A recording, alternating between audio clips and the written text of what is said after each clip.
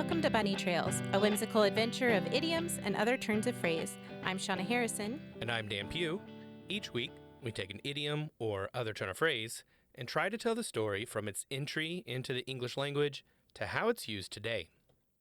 Have you ever been listening to a politician running for election, and during a speech, they say something that, if elected, they'll do all of these great things, all of these different things, right? If I get elected on day one, I'll do X, Y, Z, or whatever it is, right? Most of those things sound awesome, but when they get into office, the question that will always hound them is, do they actually do it? Because as we all know, talk is cheap. And that is the subject of our episode today. Okay. I was running through phrases in my head like, okay, what's this going to be? Spoiler alert, it's at the top of the show notes. So, you could look there. But you know what? I did read it and then I forgot. And then you just forgot. That's funny. Well, according to the Oxford English Dictionary, talk is cheap means, quote, it is easy to say something with the implication that this does not make it true or ensure it happens, end quote. Which I like. I like the piece. Like, normally if someone says talk is cheap, I think about it from that piece. Like, that doesn't mean it's going to happen, or it doesn't mean they're going to do what they say they did. But I think it's also important to realize it has that other component too, where just because somebody says it doesn't mean that it's true either. And right. I think that is another piece that we have to remember on this. And speaking of how talk or typing in this case is cheap, the internet is full of wrong information on the origin of this phrase. Oh, nice. Yeah, absolutely. So we're going to jump into primary sources, as we do on this show, to highlight what we do know about talk is cheap. And the first attestation I could find was from the 1783 work, All Pleased at Last, a new comedy in 5 acts, written by Thomas Wilkinson and Thomas Heary. In this, there is a conversation that's in Act 3, Scene 4, between Colonel Formal and Sir Gilbert Oldprank. Quote, Oldprank, between you and me, Colonel, I'm afraid it's rather late. There was a time, 20 years ago, I'd stand face to face. What a pity a man of spirit should grow old. Formal, you are not too old to marry. Oldprank, I am young enough to make a jointure, pay for a license, and I might put a tolerable face on the matter for a time. But it won't do. Formal, you have changed your sentiments very suddenly. Oldprank, talk is cheap. Mere talk. I can talk on the subject as well as ever. End quote. Nice.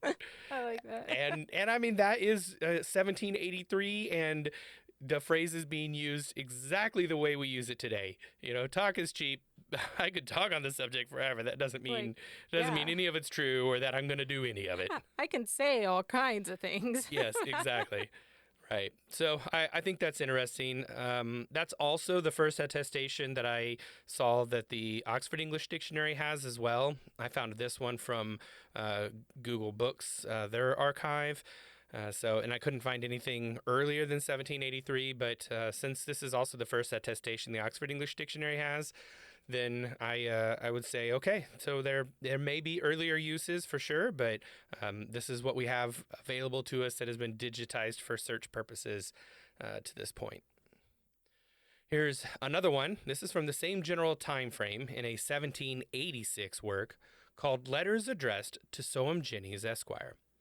This one is from letter 678. It's in Roman numerals, so I always have to count it. Like the V5, 6, 7, 8. I got to count all the things. So this is one from letter 8, which was dated August 1786, and signed by your most obedient servant, Simplex. Quote, but according to the vulgar saying, talk is cheap. Many words will not fill a bushel. End quote. And I think it is important to remind everyone that the term vulgar, in this case, didn't refer to necessarily saying that it was profane or a curse, but just meant that it was more used by common folk and not something that would have been said by the more posh folks, like the rich people, or would have been put into print in the same way, which is kind of a less proper, essentially. Yes, and that's also probably why the first time we saw it was in a play where people were using more common things. They wouldn't have written it necessarily necessarily. So, and then, we see it in a letter here, somebody writing to another person. Right. Yeah. So, and that I think is why we started seeing it at all, because it was probably in use before the 1780s, but it was starting to grow into a point where it started to seep into these other areas. Now, I'll move on to where most of the internet seems to think this phrase comes from. They think it was coined by P.T. Barnum, but the notorious Naturally. con man and or showman was obviously not the originator, since we found it in print more than 50 years before he was born. Still, during some legal and financial trouble, 1856 to 1858-ish, involving the Jerome Clock Company, of which Mr. Barnum was a key investor, he is reported to have said, quote, "Talk is cheap until you hire a lawyer," end quote. Man, that's true. That is true. It is true. And it's very catchy. And I couldn't find any actual evidence that he said that. Just a lot of the Fair. internet claiming that he did. But since it wouldn't have been the origin of the phrase anyway, I'll be honest, I didn't try too hard. Right. So I'm not saying he didn't say talk is cheap until you hire a lawyer. He may very well have said that. I'm just saying it's not the origin of the phrase talk is cheap. So I did not spend just a whole lot of time trying to track down if there were any primary sources that did have that. And honestly, like, some people said it was 1856, some people it was 1858, and no one actually cited a letter or a work, and so it's this whole quoting each other in circles that everybody posts on their blogs or their websites that even some of the dictionaries have fallen victim to. Right. But yeah, so I didn't see any evidence that he said that, but it is widely purported by the internet that he did. Okay. However, I did find the reasons why Mr. Barnum was so entrenched in the Jerome Clock Company, which it turns out was part of a scheme to create the perfect town. And we're going to explore more about that particular endeavor in our behind the scenes, which airs every Friday on our Patreon, patreon.com/bunnytrailspod. So that will be a fun little look into East Bridgeport, Connecticut. Yeah, color me intrigued. Yeah. Well, here's an example from a song with lyrics written by Harry Angelo and music by E. Mac. And I'm going to just say songs are clearly the purview of this particular phrase, talk is cheap, because our modern examples, spoiler alert, are going to be full of songs that either use that as the name or the album. But we'll come back to that in a minute. Well, it's just it's right there. It is. It's just right there, right? It's on the nose. And so this song is called "That Won't Keep a Wife and Baby." Okay. The sheet music I have lists a copyright of 1880 by W.F. Shaw. Here's the first line, quote, "Now tongue in cheek is everything to keep the mill a-goin'. And as I too am in the ring, I'll sing of things worth knowin'. The world goes round, turns upside down, and on our heads we may be, 'cause talk is cheap, but that won't keep a wife and little baby," end quote. Aw. Yeah. It's the whole song is like that, it's very poetic, it's very rhymey, of course, are things that I love in my poems because I'm a simpleton. But yeah, I did not look at the music though. I have the sheet music, so I guess I could have plunked it out on the piano, but I did not.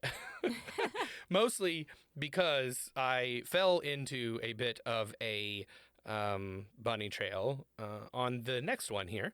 And so this is another version that I see mentioned on occasion. And in fact, it is oftentimes mentioned as an older version of what P.T. Barnum said, but I couldn't find any attestations of it until after Barnum was reported to have said the thing he did. So I don't know if it is an older version or not, but I certainly couldn't find it before 1889. That was the earliest I could find.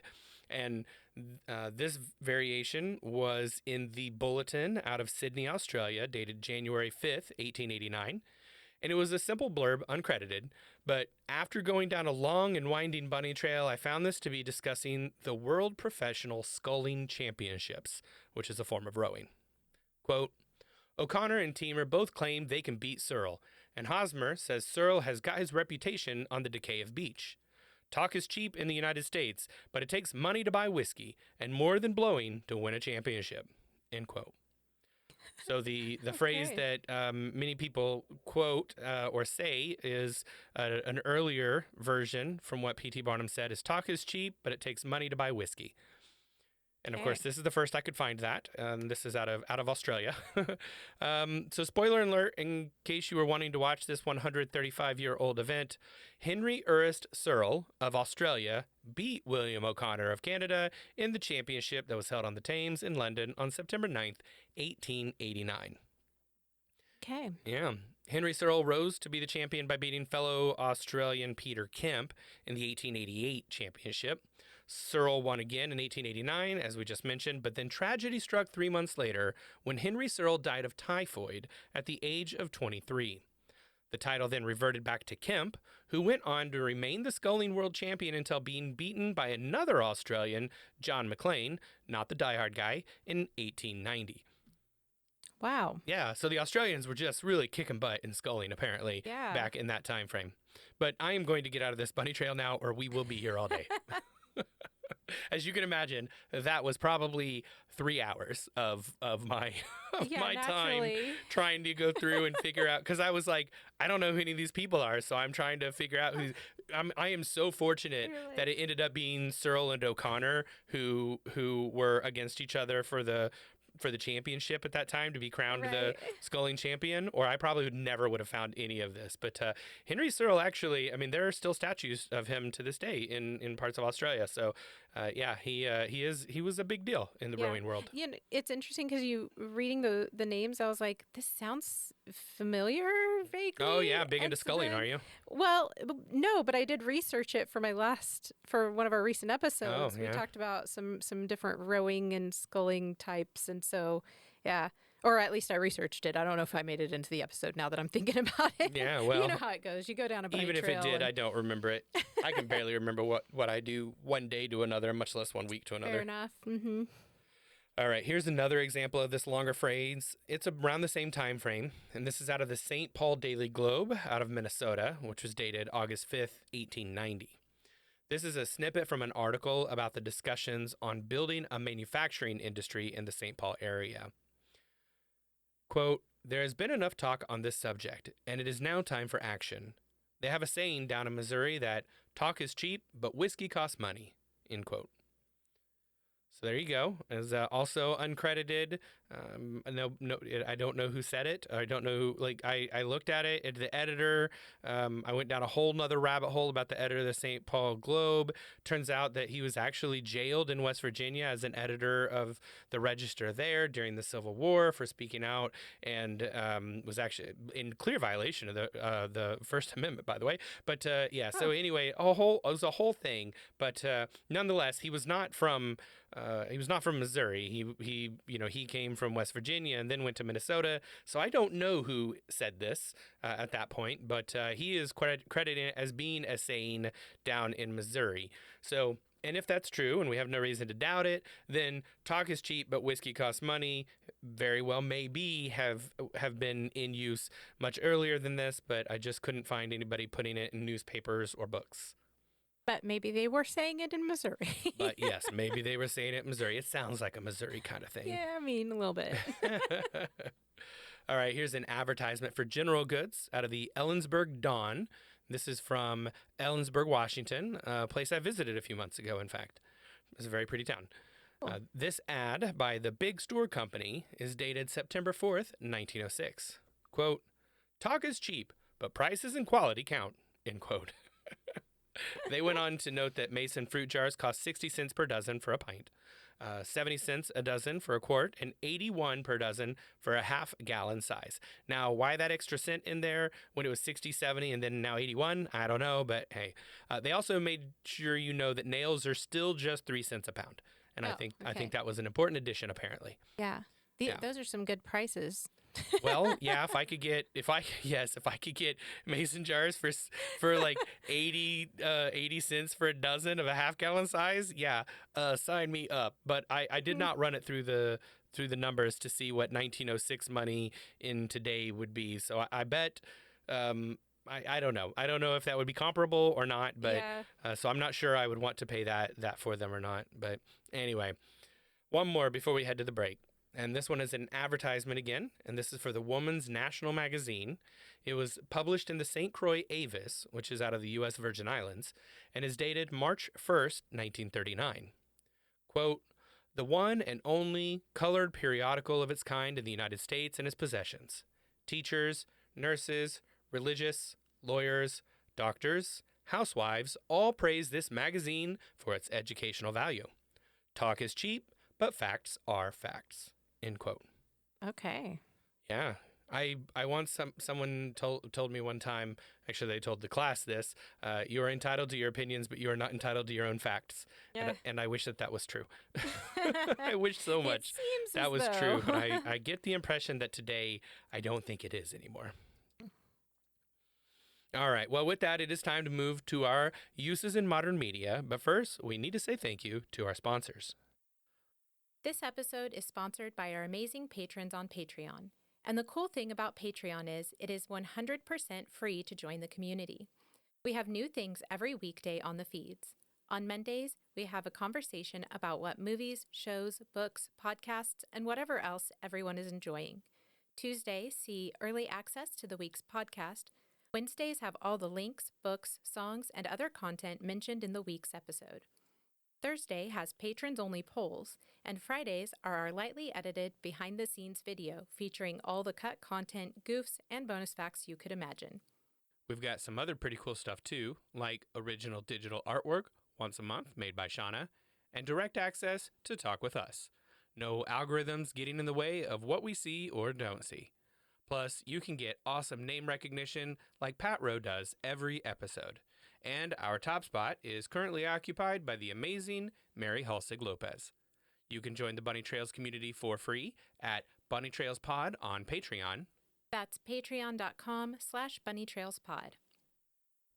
All right, as I mentioned before, talk is cheap is a staple phrase in the music industry, with tons of songs and albums using the phrase.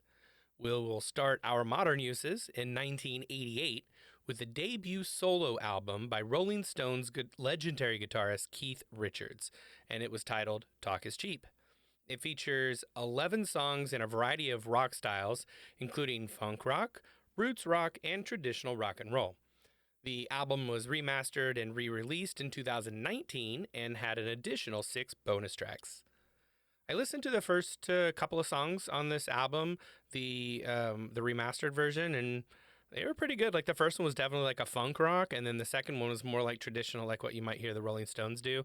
And Yeah. in fact, it was funny because I read a couple of things that people of the time frame in 2000 or in 1988 when it first came out. A lot of people were saying, now of course this is Keith Richards, it's not the Rolling Stones, but they said they were tongue in cheek, joking halfway, but said it's the best new album the Rolling Stones have put out in 20 years.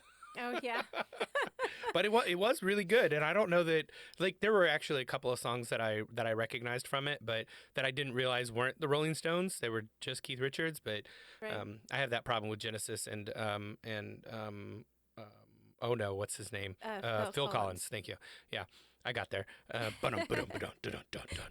Yeah. So the Peter original. Cetera as well with, or is it Chicago? I have that struggle sometimes where I'm like, wait, is this the Beatles or is this Paul McCartney by himself, or is it Paul McCartney with Or wings? Wings? Is it? Yeah, Wait, I don't what? know anymore. What? Yeah, so sometimes I can't remember who's actually. I can recognize the voices, which I know you are not as good at, but you are better at remembering like all of the band names than I am. So Yeah. yeah, so I can just be like, well, I don't know who's singing it. I mean, I don't know what the band name is, but I know that that's Peter Cetera's voice, or I know that's Phil Collins' funny, voice. yeah.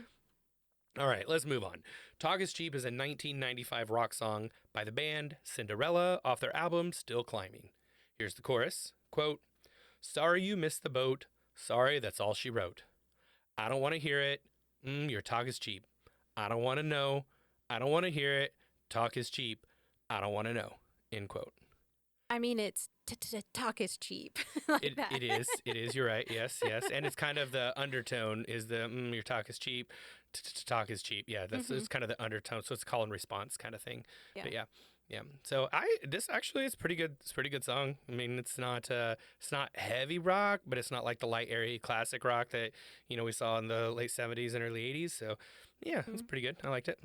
I think Cinderella's a good like a good group to add to the mix, so that you get like that nice kind of change of Yeah. pace and variety in sound. If Yeah, you've if you're got just like a mixing up blend, your, yeah, if you're making a I mixtape see. for If you're your making a mixtape. mixtape, yeah. Yeah. Yeah, fortunately, people have seen Guardians of the Galaxy, so they know what a mixtape is, Oh yeah. even if they're not old enough to have remembered.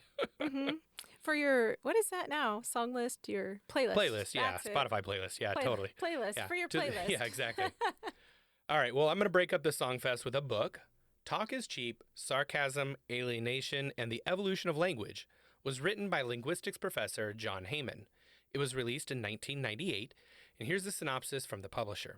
Quote, putting aside questions of truth and falsehood, the old talk is cheap maxim carries as much weight as ever. Indeed, perhaps more. For one need not be an expert in irony or sarcasm to realize that people don't necessarily mean what they say. Phrases such as, yeah, right, and I could not care less are so much a part of the way we speak and the way we live that we are more likely to notice when they are absent. For example, Forrest Gump.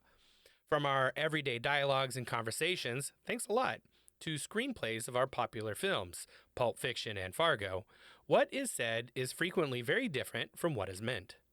Talk is Cheap begins with this telling observation and proceeds to argue that such unplain speaking is fundamentally embedded in the way we now talk. Author John Heyman traces this sea change in our use of language to the emergence of a postmodern divided self who is hyperconscious that what he or she is saying has been said before. Cheap talk thus allows us to distance ourselves from a social role with which we are uncomfortable. Heyman goes on to examine the full range of these pervasive distancing mechanisms, from cliches and quotation marks to camp and parody.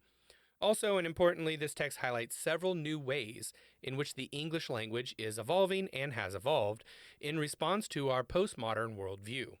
In other words, this study shows us how what we are saying is gradually separating itself from how we say it.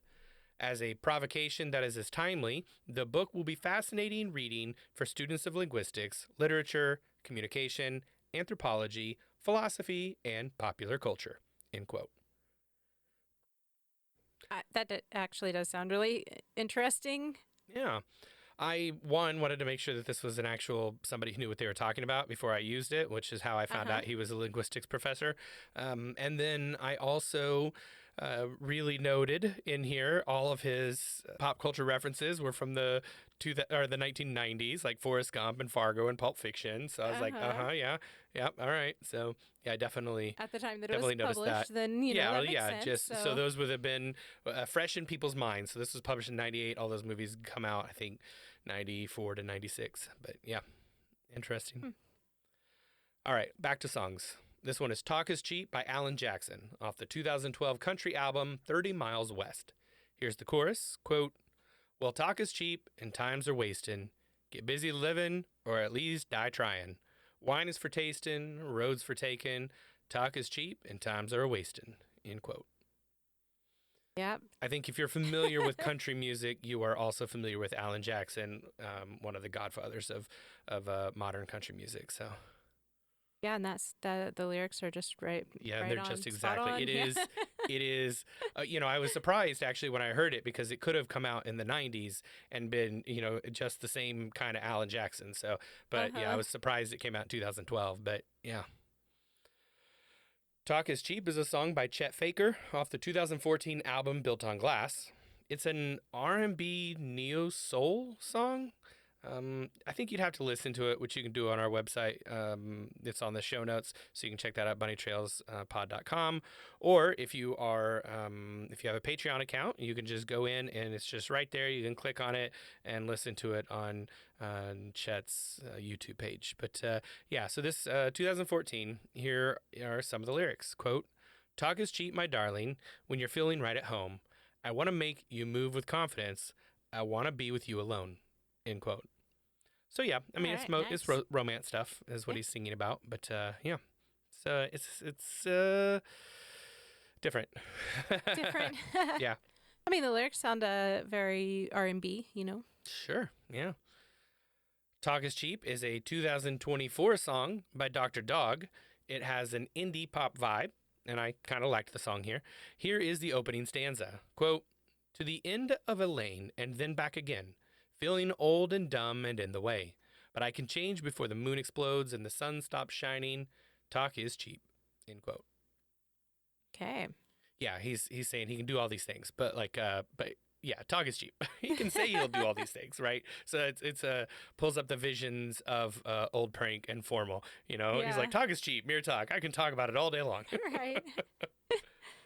I really like this phrase, and as a person with a bias for action, and I've often lived my life and frankly judged others by the concept of actions speak louder than words. So for me, oftentimes, if someone's actions do not match what they are saying, then I learned very quickly that for that person, talk is cheap, and they, even if they have the best of intentions, but usually they don't. But even if they did, they're not following up with that. So yeah, it moves into a world in which I'm like, I'm just not going to believe them. The old "fool me once, shame on you; fool me twice, shame on me" kind of thing. I should have learned from it. But I do think talk is cheap is a great way to capture that same concept as actions speak louder than words, but shorter and more succinct. For someone, especially for someone for whom their actions are not matching their words. Well, that's about all the time we have for today. If you have any thoughts on the show or pop culture references we should have included, reach out to us on Patreon. That's patreon.com/bunnytrailspod, or comment on our website, bunnytrailspod.com. Okay, it is poll time. Recently, we asked our patrons to tattle on themselves with this question: do you have a sweet tooth? If you aren't familiar with the term, Merriam-Webster's dictionary defines sweet tooth as, quote, a craving or fondness for sweet food, end quote. It appears our patrons are firmly in the sweet tooth camp, with 75% saying they definitely have a sweet tooth, and the rest noting they do on occasion, but not that often. Yeah, I don't have a sweet tooth often, but I do tend to crave sweets if I have had something sweet recently. So it's kind of a downward spiral for me. If I don't if I haven't had sweets in a while, I don't crave sweets. I'm not like, oh man, I really want, a whatever. But if I feed the beast, then all the beast wants is sweets. And then, the problem for me is that I have no self-control once I get to that. I'll open a thing of Oreos and all of it. Or like the Thin Mints, that one little sleeve that they have that's individually wrapped. You pull them right out of the freezer and then eat the whole thing because it's like that's one like the serving single size. serving is the Yeah, exactly. That is my downside. Or if there's birthday cake around, then and if I eat any of it, then my goodness, that could just be my meal for the next 2 days until it's all gone. So Fair yeah, enough. so I am much easier. It is much easier for me to not turn into Wolford Brimley and be like, I got diabetes, but instead for me to have to just say, I'm not going to have it in the first place, So yeah, that's a smart move if that's what it does for you. It is a lot easier for me to say no when I haven't had it than to say no once I have. So, Fair, yeah. but that is not all we asked of our patrons. It's not just about whether or not you had a sweet tooth. We also asked them what their favorite snacks were. So for me, my go-to is a banana with a spoonful of peanut butter and a glass of almond milk. I also like pistachios. And when my sweet tooth kicks in, Oreo cookies and Reese's peanut butter cups, or blobs, as our patrons are known to call it, are on the table. Any of those would be fine. Jan noted, quote, Funyuns, chocolate. Can bacon be a snack? End quote. Yes. Yes, it can, Jan.